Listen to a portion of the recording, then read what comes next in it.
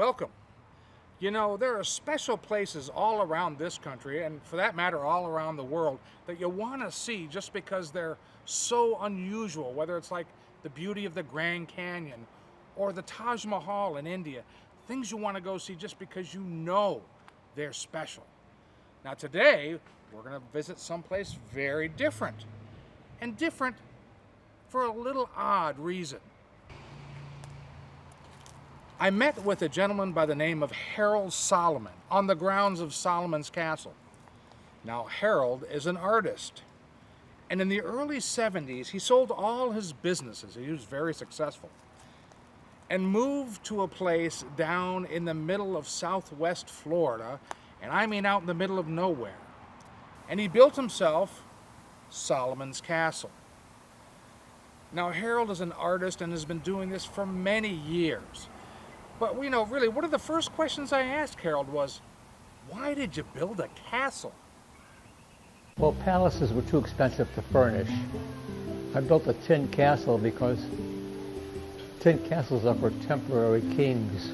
You have to arrange before it rusts. So I used aluminum, it doesn't rust. Let's talk about the aluminum. How did you find it? Yeah, those are offset printing plates from the local newspaper. They had them advertised in the paper to repair your chicken house, patch the roof of the chicken house.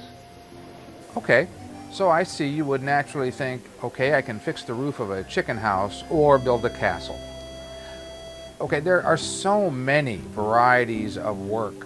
Stained glass, metal, wood, clay, paper. Do you have a favorite medium? There's no favorite. It's more of a mood. If I'm in the mood for peace and quiet, I'll do stained glass work. It's very quiet and very fulfilling. And if you're fired up in the morning? Then I turn on the power tools, the saws and the grinders. You have been working at your art for a long time, your entire life. Does it ever feel like a job after a while? When you enjoy your work, it's not work.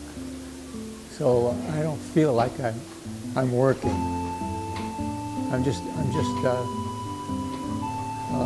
plying my hobby. Harold, you've built almost all of this by yourself. The castle, the ship, which now houses a restaurant, which has some delicious food in there, which is an artwork unto itself.